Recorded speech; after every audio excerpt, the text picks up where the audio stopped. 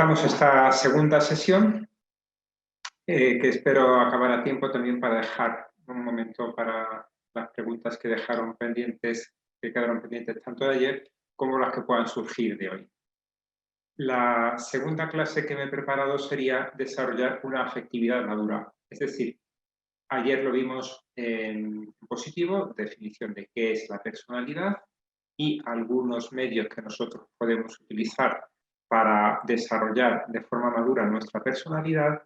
Ahora lo que faltaría por ver es definir, ya hemos definido qué es afectividad, ahora faltaría por ver qué es la madurez y cuáles son los criterios que nosotros podemos utilizar para juzgar si una persona tiene o no tiene la suficiente madurez o la madurez que sería de esperar en él. Yo recuerdo cuando era un adolescente en el club juvenil al que iba a recibir mi formación cristiana, era frecuente que alguno de los mayores que estaban me agarrase fuertemente por detrás, por el brazo, y me decía, casi para asustarme, oye, a ver si maduras.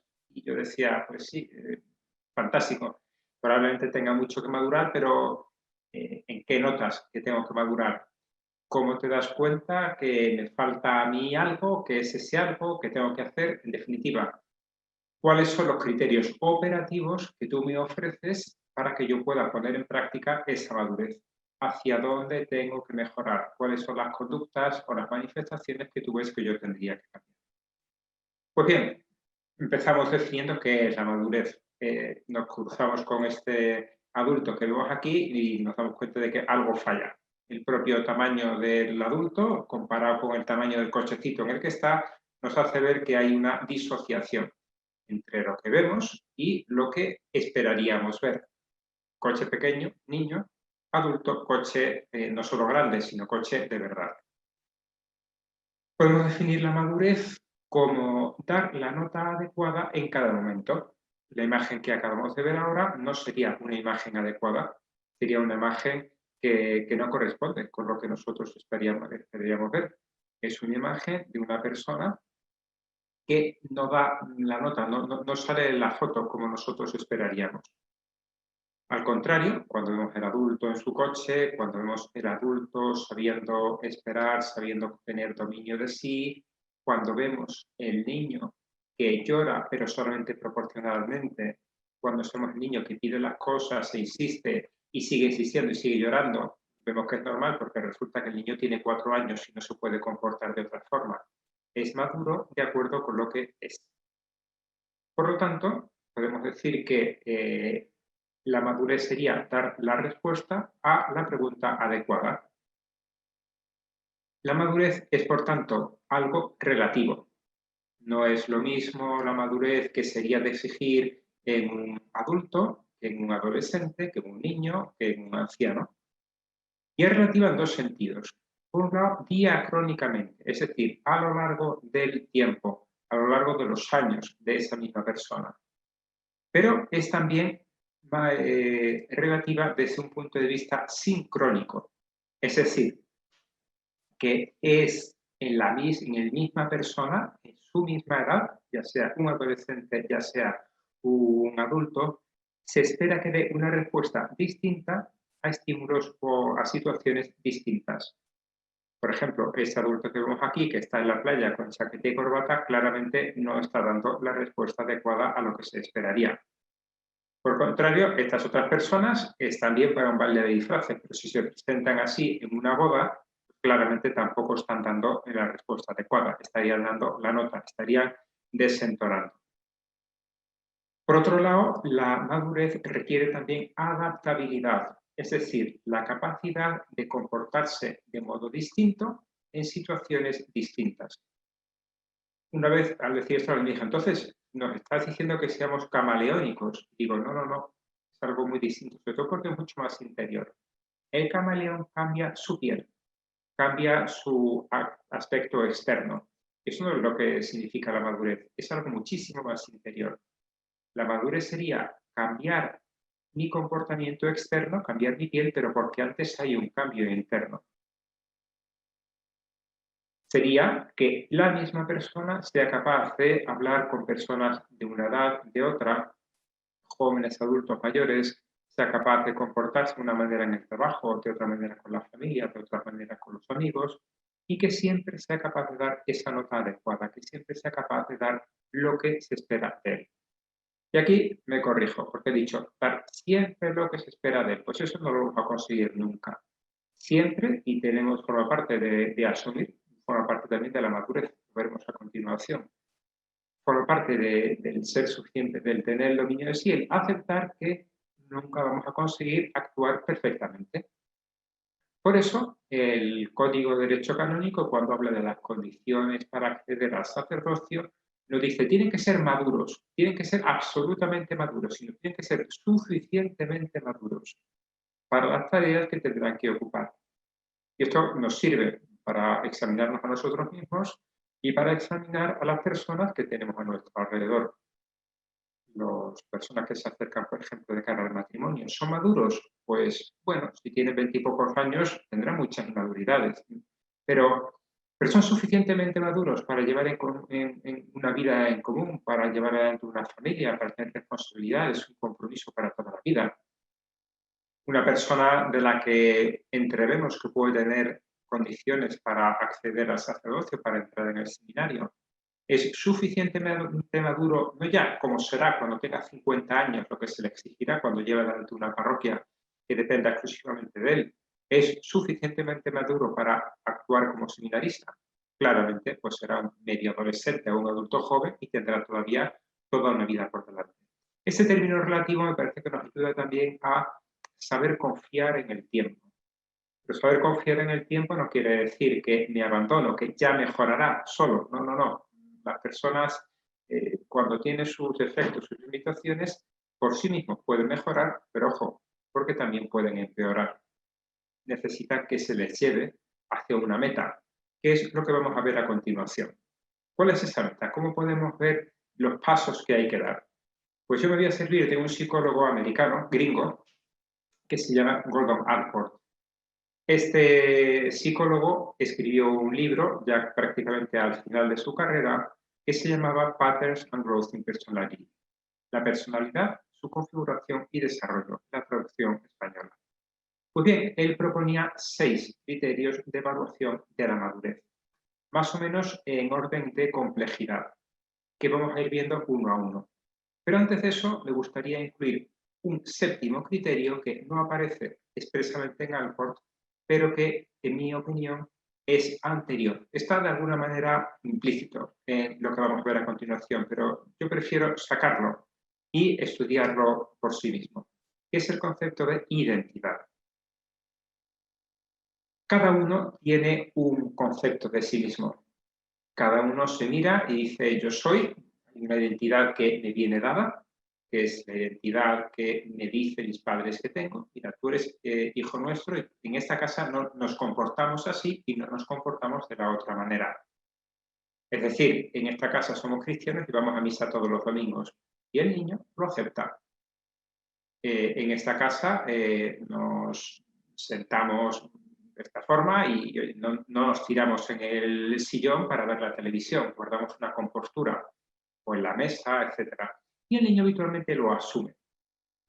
Pero llega un momento que es en la adolescencia, que es precisamente el momento en el que Allport dice, aquí es donde se puede empezar verdaderamente a hablar de madurez, llega un momento en la adolescencia en la que el chico empieza a poner en crisis todo aquello que le ha sido dado. Y empieza a decir, ¿qué soy yo? Y qué son pegotes que me han ido poniendo encima mis padres, mis profesores, mis educadores, etc. Es la crisis adolescente. Crisis que es necesaria para llegar a la madurez. Cada etapa del ciclo vital, del ciclo evolutivo, tiene sus momentos de crisis en el sentido de cambio, no crisis en el sentido de desastre. A veces lo son, pero otras veces no.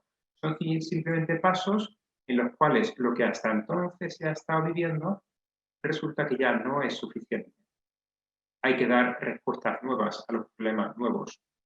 El niño que antes le decía que nos vamos papá y tú a hacer un viaje, tú te vas a quedar con tus tíos, se pregunta, ¿y por qué no me puedo quedar solo en casa si tengo 16 años? Esa pregunta que el niño hace quiere decir que ya ha habido toda una evolución. que el niño es consciente de que empieza a ser una persona. Bien, sería mucho hablar de la adolescencia o del ciclo vital, dejémoslo aquí y sigamos con la identidad. ¿Qué soy yo? ¿Quién soy yo? Cosas que me dicen, cosas que yo rechazo, cosas que luego elijo después de haberlas puesto en crisis. El adolescente que deja de ir a misa porque me lo han dicho mis padres, pero después de un tiempo vuelve porque se da cuenta que él lo quiere ser. Bien, ha tomado la identidad, la ha elegido, a veces después de haberla rechazado. Cuando la identidad no es clara a estos niveles, cuando persiste la duda adolescente, cuando ni siquiera ha habido unos padres capaces de decir al niño, tú eres esto, sino que le han dicho, tú elige, tú aquí no somos nada, pues entonces el niño tiene que ir caminando sobre fango y por lo tanto se va hundiendo, no tiene un terreno sólido. El niño no se puede decir, elige lo que quieras, porque no tiene capacidad de elegir. Sé libre, el niño no tiene capacidad de manejar la libertad. Por eso, cuando no hay unos padres que le den ese punto seguro, matrimonios desestructurados, rotos, ausentes, etc., cuando no hay alguien que le haya dicho pequeño, tú eres así, nosotros somos así, el niño se siente perdido y va dando palos de ciego. Es lo que ocurre, por ejemplo, con los niños adoptados, que no es sencillamente que no hayan tenido cariño o hayan recibido maltrato en la infancia. Eso claro que sí que es un factor, pero a veces incluso cuando han sido adoptados desde muy pequeños siguen teniendo esos problemas. ¿Por qué? Porque no saben quién soy yo. Porque mi propia identidad, parte de esa identidad mía propia, es también quiénes son mis padres. Y alguien que no sabe quiénes lo son, tiene, no diría irremisiblemente herida, pero sí que tiene afectada la identidad. Aquí entraría también, y sería otro largo campo para hablar, quizá en el turno de las preguntas podemos decir alguna cosa más, sobre la identidad sexual, identidad de género o como se le quiera decir. Si la identidad no deja de ser algo claro, sino si el niño puede elegir cuál va a ser su sexo, algo tan personal que forma parte de la identidad de cada uno, ¿verdad? Yo soy varón, yo soy mujer, yo soy lo que sea. Porque ahora mismo hay hasta 36 tipos distintos de géneros que cada uno puede elegir y además acaban de hacer una ley en mi país en la cual prácticamente uno puede ir sin pasar por un médico, puede ir directamente al registro civil a decir, oye, que yo aquí mi tarjeta de identificación dice que soy hombre, pero aquí yo soy mujer. Incluso han dicho, bueno, para que la gente no juegue y abuse, ya, para el primer cambio no, pero a partir del segundo cambio, hagas que sí que haga falta algún tipo de informe médico o algo así, porque si no la gente nos va a marear pidiendo una semana un género, una semana otro género. Bien, son incongruencias que tienen este tipo de leyes, ¿verdad? Si me das libertad para la primera vez, ¿por qué no me lo das también para la segunda, para la tercera, para la cuarta? Si yo puedo elegir libremente mi sexo, mi género, un día, ¿por qué no al día siguiente que me levanto después de haber soñado, de haber pensado, lo que sea, porque no voy a poder cambiar otra vez? Si dices que tengo la libertad y que soy suficientemente maduro, aunque sea menor de edad, para elegir mi género, ¿por qué no me deja elegirlo 365 días al año? Bueno, son incongruencias del sistema, ¿verdad? Pero vamos a fijarnos en lo de ahora, que estamos hablando más de la personalidad normal. Identidad, importante, tener claro quién soy. Un eje de coordenadas X y Z, mi familia, mi país, mi cultura, mi historia, mi biografía, que me marca un punto de apoyo, un punto de inicio a partir del cual me voy desarrollando. No es una cosa estática. La identidad, como la personalidad, como la madurez, no es un bloque de cemento. Ni siquiera es como la estructura de un edificio que está ahí y ya está. Y encima pon paredes, píntalas o pon muebles o lo que quieras. O pon ventanas de una forma o de otra. No, no.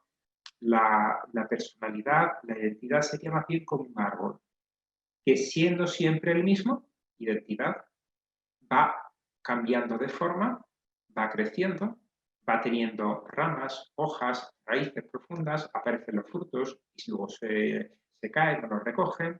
Bien, eso sería la personalidad, algo absolutamente dinámico, pero a la vez que tiene una misma identidad. Bien, Erickson además decía que esa identidad tiene dos facetas.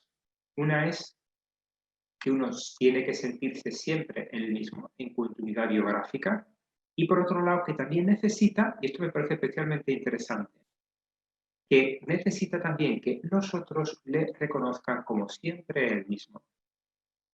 Yo aquí pensaba en algunos jóvenes que he conocido que por respeto humano, miedo, vergüenza, no eran capaces de manifestarse como cristianos en la escuela o en la universidad, por ejemplo.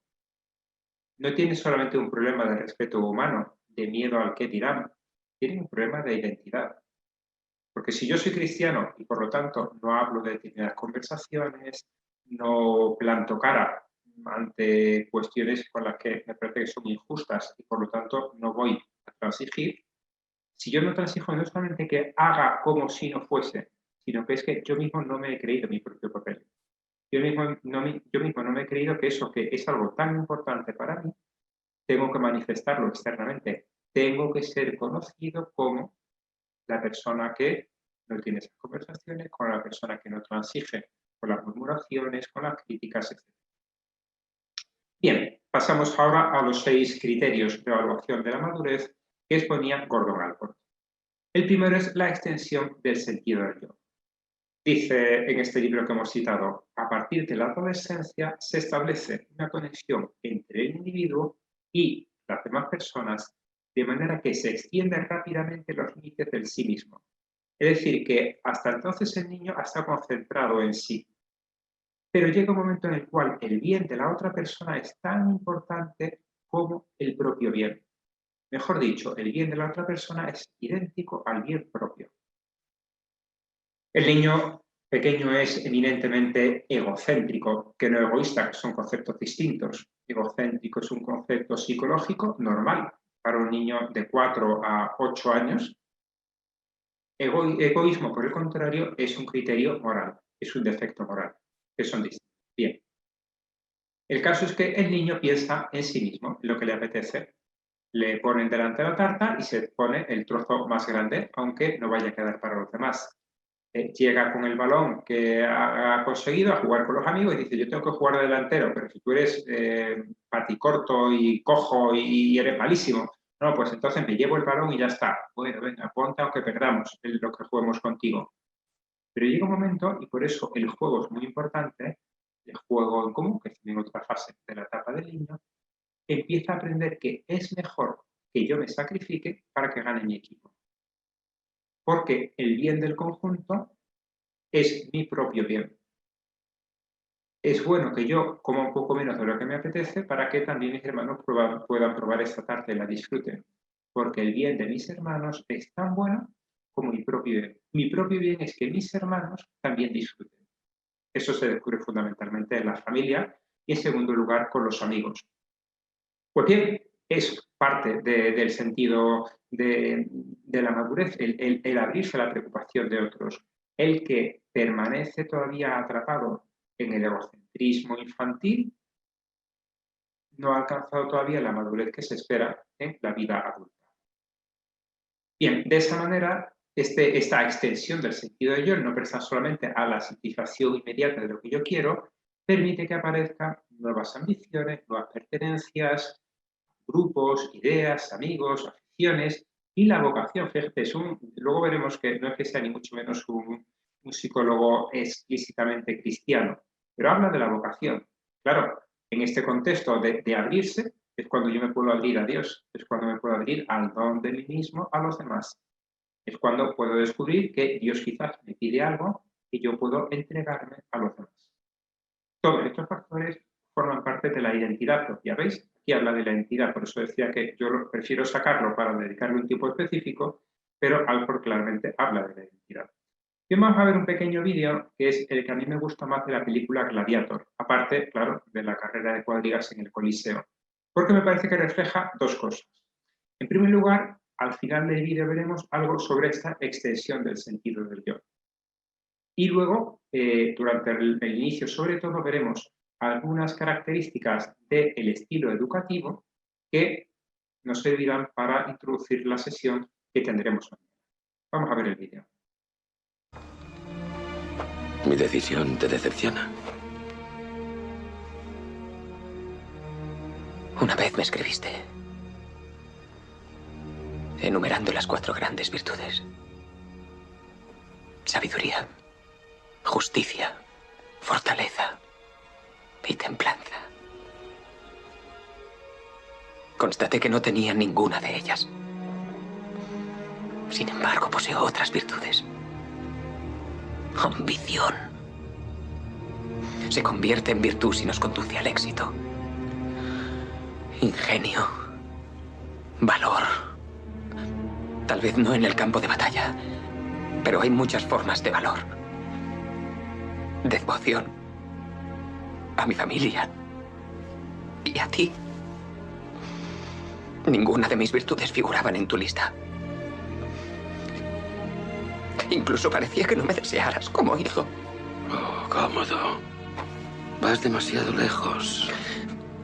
Escudriño el rostro de los dioses, buscando el modo de complacerte, de llenarte de orgullo.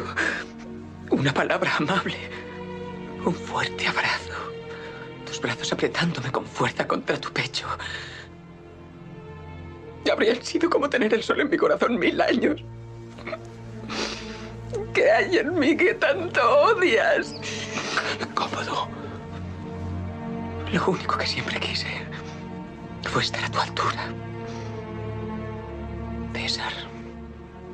Padre. Cómodo.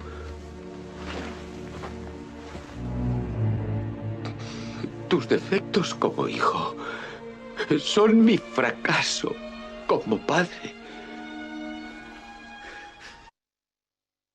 Bien, ya sabemos cómo acaba la escena, no acaba muy bien, ¿verdad? Pero yo decía que quería distinguir dos cosas. Por un lado, cómo él dice, Cómodo dice que lo que él tiene, su padre no se lo ha reconocido, y esto, siendo ya un adulto, pues le crea una herida y una inmadurez que le acompañará durante toda su vida.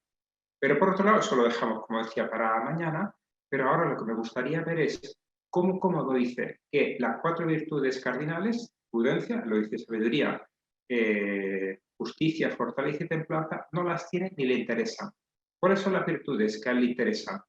La ambición, el valor, el explotar a los demás en beneficio propio, en definitiva, que es lo que se encuentra durante toda la película. Aquí quizás podemos mandar un poco de deberes para estos días, de tareas complementarias. Pues bien, eso es ¿qué es lo que quiere? Quiere utilizar a los demás. ¿Qué es lo que echa de menos? Que mi padre me quiera, que yo.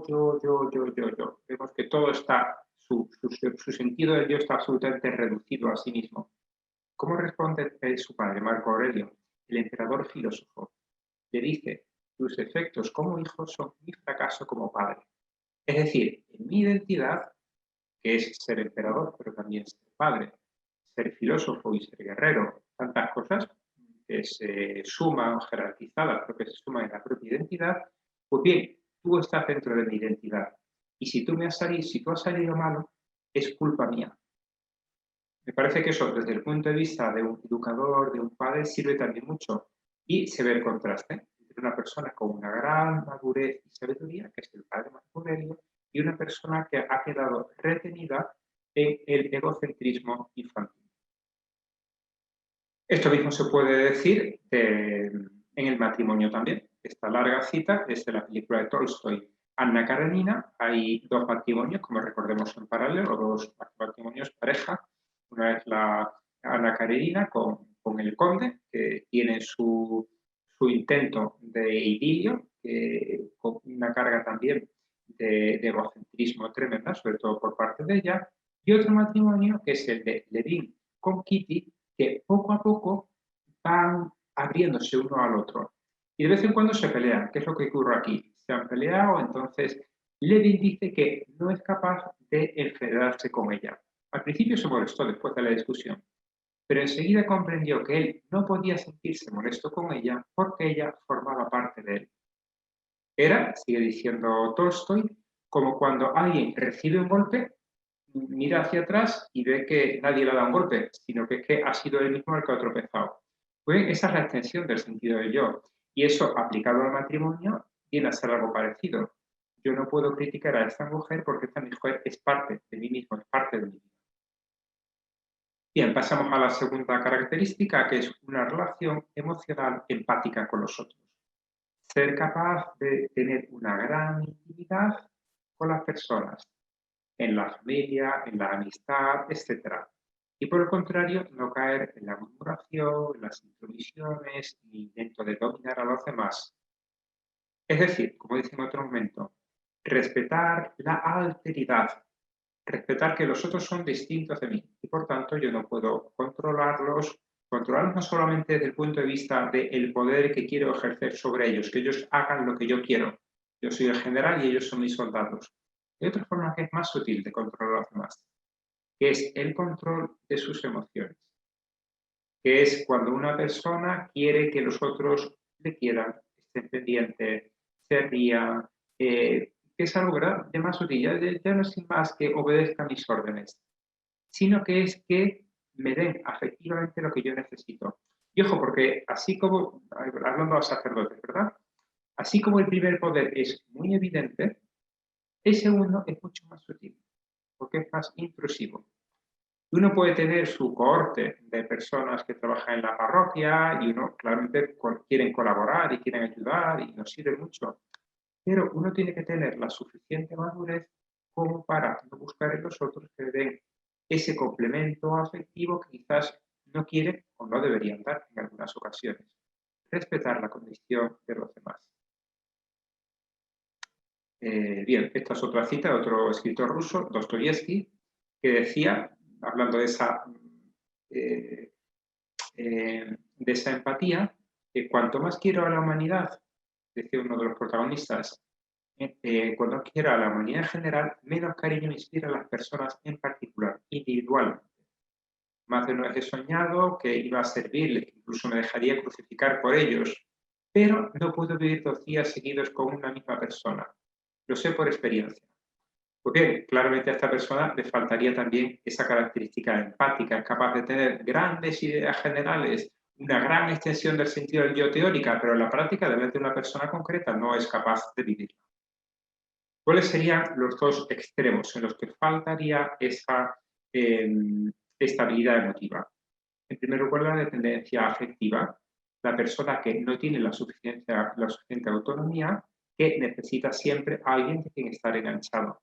A pesar de que, como vemos aquí, la persona de quien está enganchada le desprecia, no quiere estar adelante, pero es tan dependiente, tiene tanto miedo a la soledad y al rechazo, que es capaz de humillarse para no ser abandonada. Y el segundo extremo sería el narcisismo, mirarse a sí mismo, admirarse a sí mismo y, sobre todo, dejarse admirar por los demás o dar por hecho que los demás tienen que admirarlo. Tercer criterio de madurez, según Alport, sería la seguridad emotiva, que define como la capacidad de evitar reacciones excesivas frente a los impulsos segmentarios. Y nos preguntamos, ¿qué es un impulso segmentario? Pues él dice que sería la ira, la sexualidad, el miedo a la muerte. La ira es evidente, la sexualidad, pues ahora mismo la dependencia de la pornografía, las adicciones que salen, ¿verdad? Igual que al alcohol, etcétera, pues uno tiene sus impulsos y siempre los vamos a tener, independientemente de que tengamos el celibato, el sacerdocio y todo lo demás. Siempre vamos a tener nuestra impulsividad.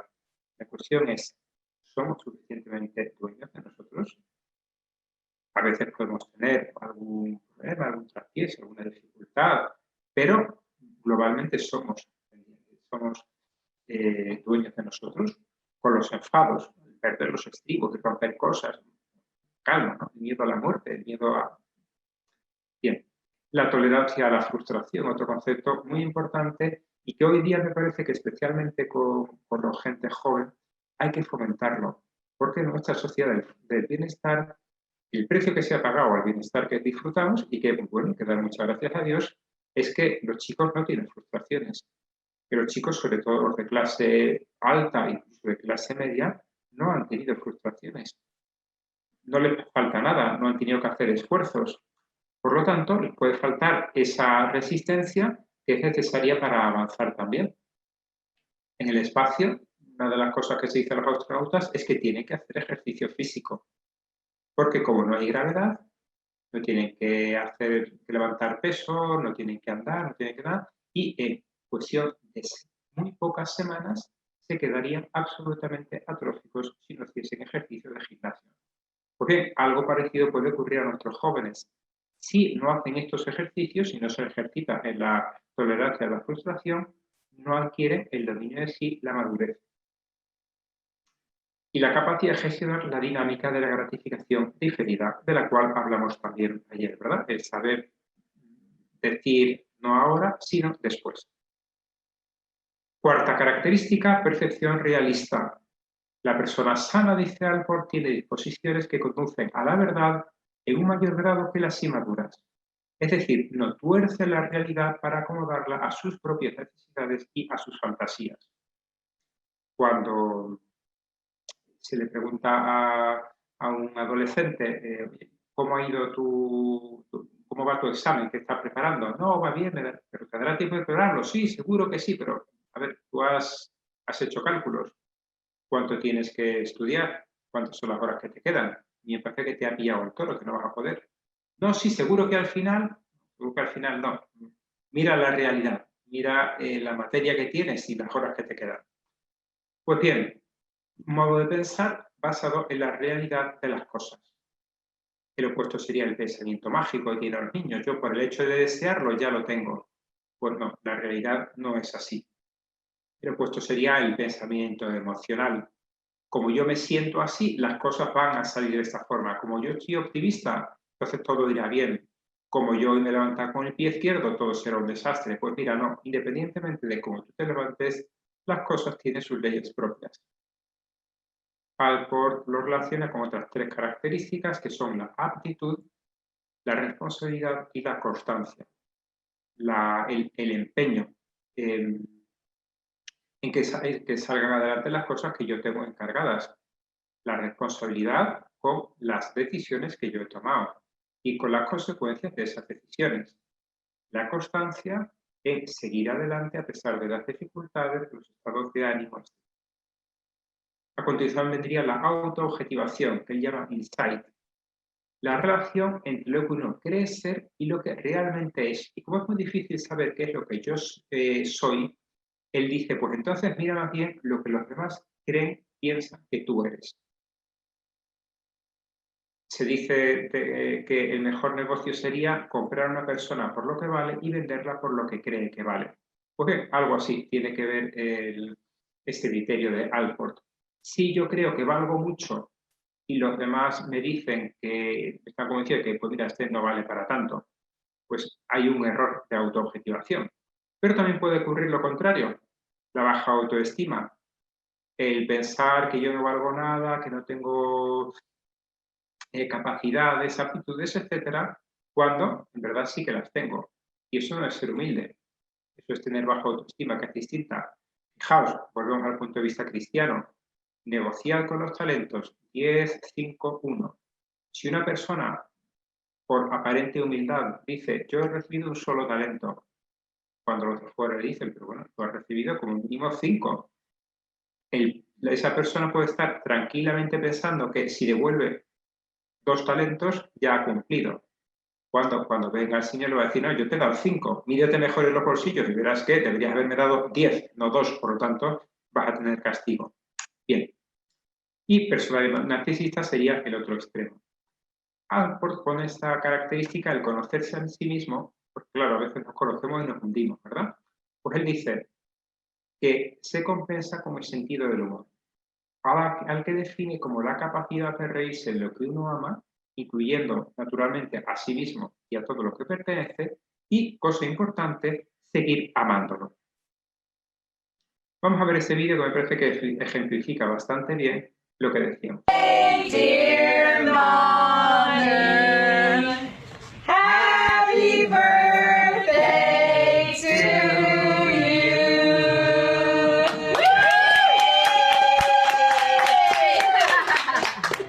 Make a Did you get wish, the 102? Dawn. Desserts, Madonna. Very Whoa, blow it out.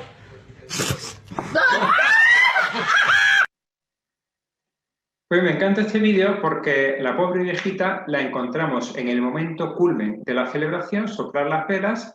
Indudablemente ella quiere su salud, quiere su juventud, quiere sus dientes. Pero en ese momento culminante queda absolutamente en ridículo, ¿verdad?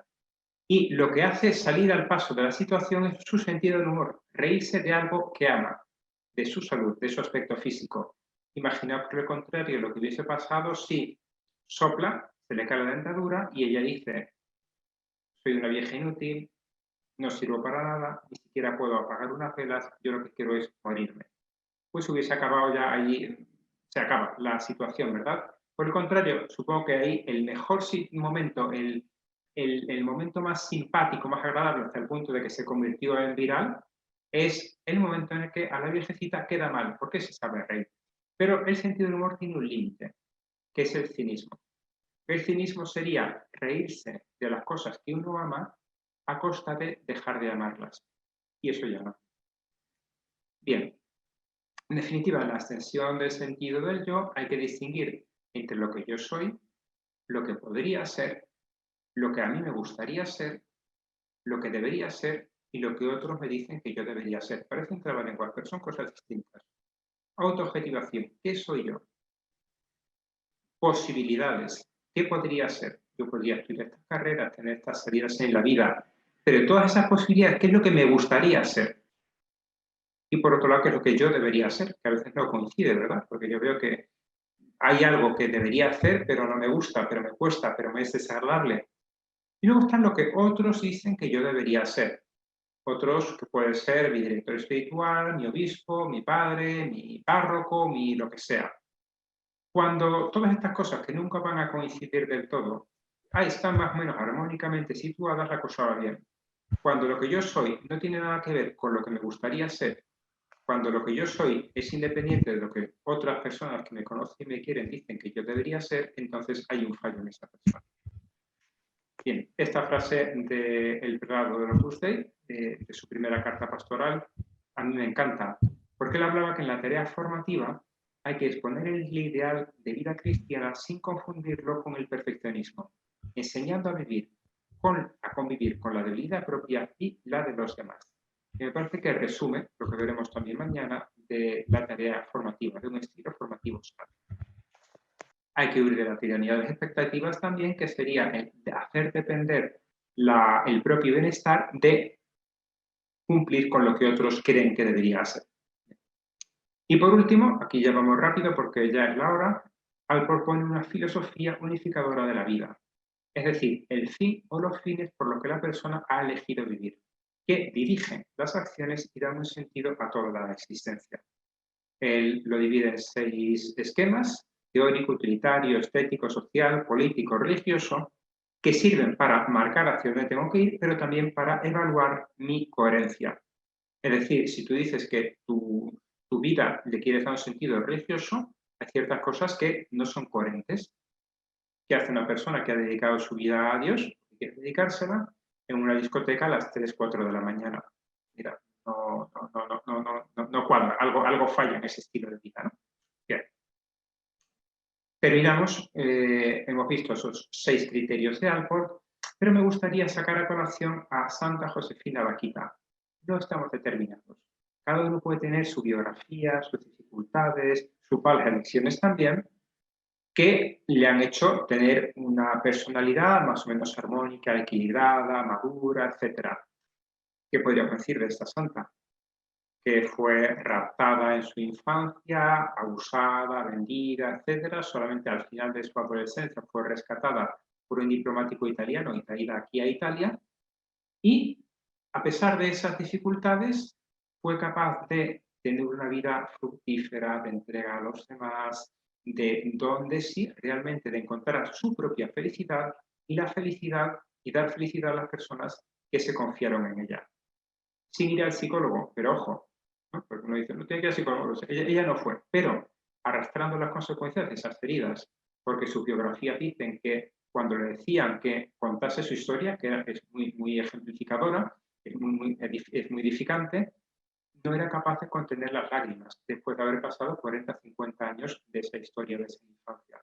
Es decir, tendremos siempre las heridas, pero podemos funcionar de manera madura a pesar de ellas. Pues muchas gracias y pasamos al turno de las preguntas, si las hubiesen. Muchas gracias, profesor Insa, por su exposición.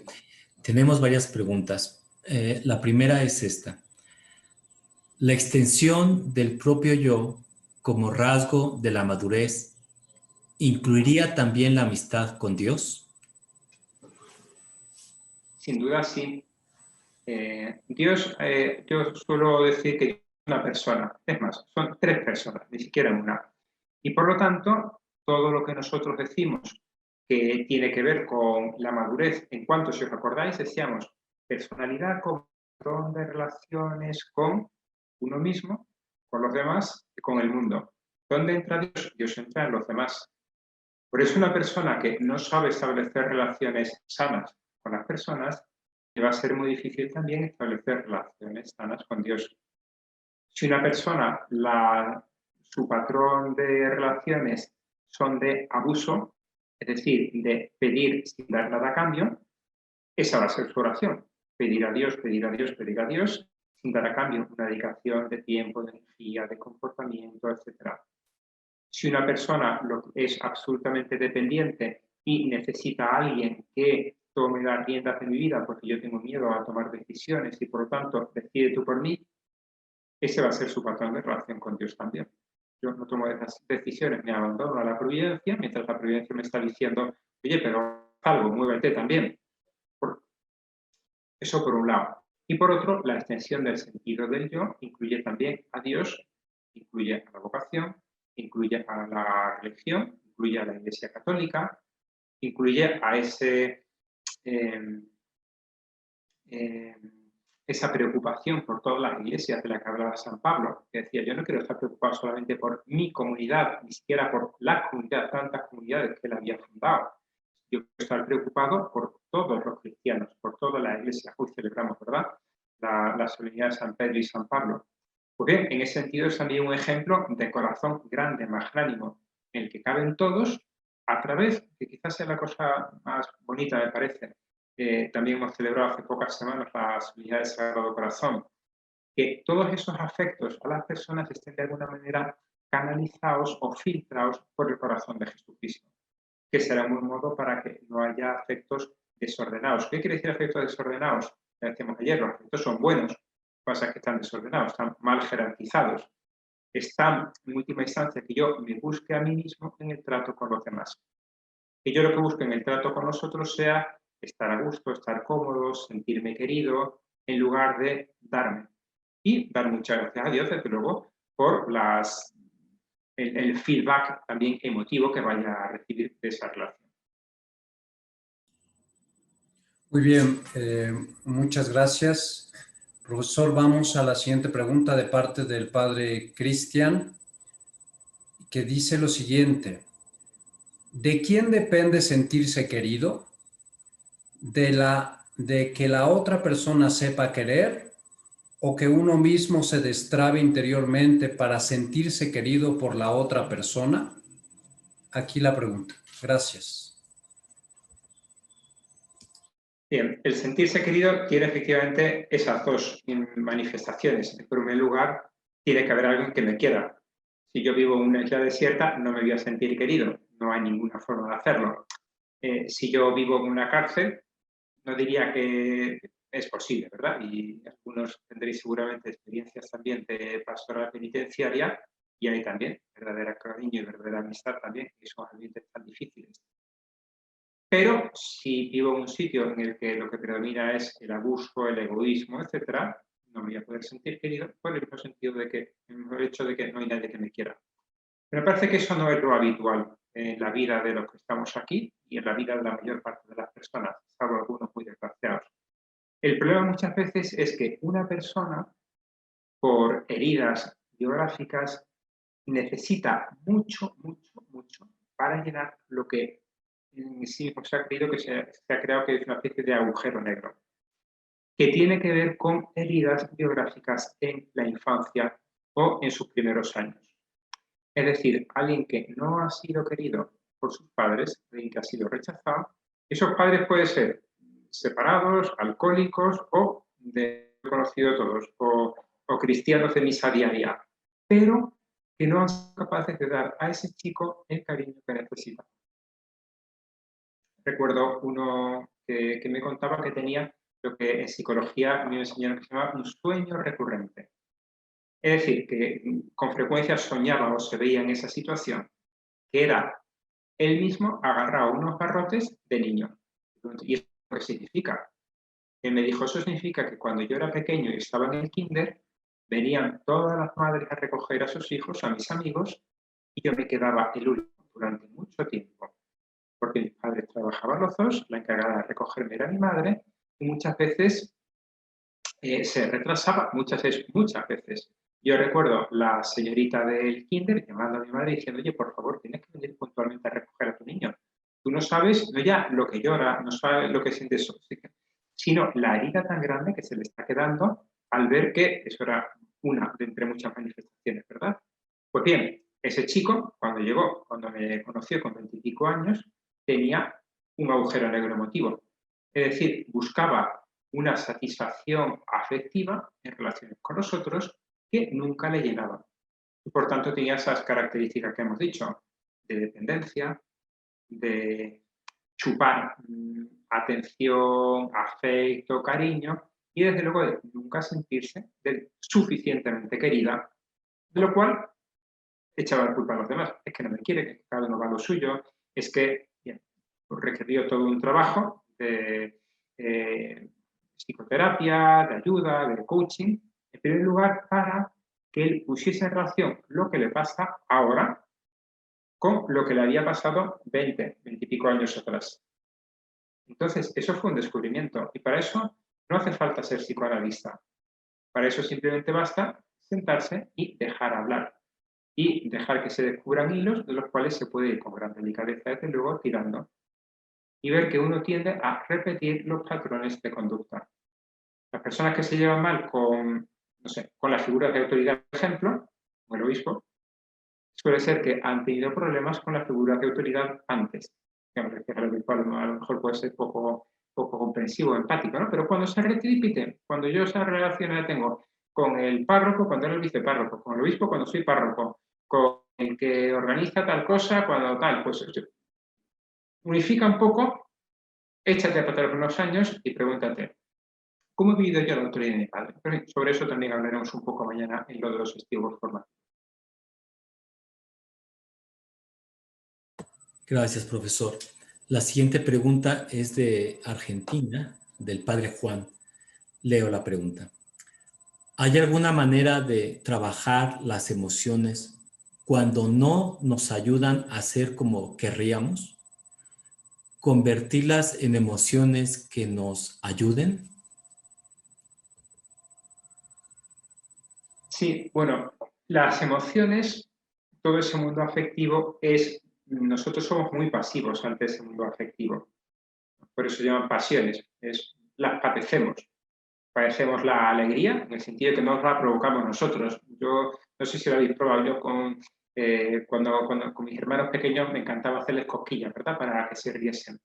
Pues bueno, uno no es capaz de hacerse cosquillas a sí mismo, uno no es capaz de hacerse reír. Uno lo más que puede hacer es ponerse en situaciones en las cuales se va a reír. Yo si me concentro no consigo reírme, lo que puedo hacer es enchufarme una película cómica o ver unos vídeos cómicos, entonces sí. Pues bien, puedo evidentemente alejarme también de situaciones que serán dramáticas. A veces creo que a todos nos ha pasado, llegamos a casa y decimos, hoy necesito ¿no? los planes que me han llegado y necesito un poco de tranquilidad y paz. Entonces, ¿cómo hago yo para ponerme en condiciones de encontrar paz y serenidad? Cada uno tiene sus formas y cada uno tiene la experiencia de que a veces esas formas no nos han ayudado. Bien, por lo tanto, uno tiene que manejarse para estar allí donde le pueden caer esas emociones positivas. En la medida en la que se conoce, en la medida en la que es capaz de ver cuáles son los porqués de las relaciones emotivas, yo, por ejemplo, a varias personas he recomendado en conversaciones de dirección espiritual, pues en las que hablo también evidentemente de muchas cosas de esta, de formación humana y de la afectividad, que vean la película Inside Out, del revés, porque ayuda mucho a conocer el mundo afectivo. Hay gente que lo maneja fatal, que no conoce, que tiene emociones, como el chico que vimos el otro día ayer al inicio de la clase. Pues bien, la película Inside Out tiene una forma muy gráfica de que las personas puedan entender que tienen dentro esos 5 bichitos que tienen cada uno de los protagonistas. La ira, la depresión, el asco, todo eso lo tenemos nosotros en diálogo, no siempre pacífico entre sí. En la medida en la que yo le ponga nombre a mis emociones, me va a ser más fácil decir, claro, tengo esto y además lo tengo, ¿por qué? ¿Por qué? Yo esperaba que me viniesen a misa estas personas con las que he invertido tiempo y formación y resulta que no me han venido. Y lo que yo pensaba que era tristeza sin motivo, tiene un nombre muy concreto, que es frustración. Y resulta que me doy cuenta de que me falta tolerancia a la frustración. Pues voy a empezar a trabajarla. De manera que sepa manejar esas situaciones que inevitablemente me van a volver a venir en la vida. Muy bien, muchas gracias, profesor. La siguiente pregunta es del padre Guillermo desde Guadalajara.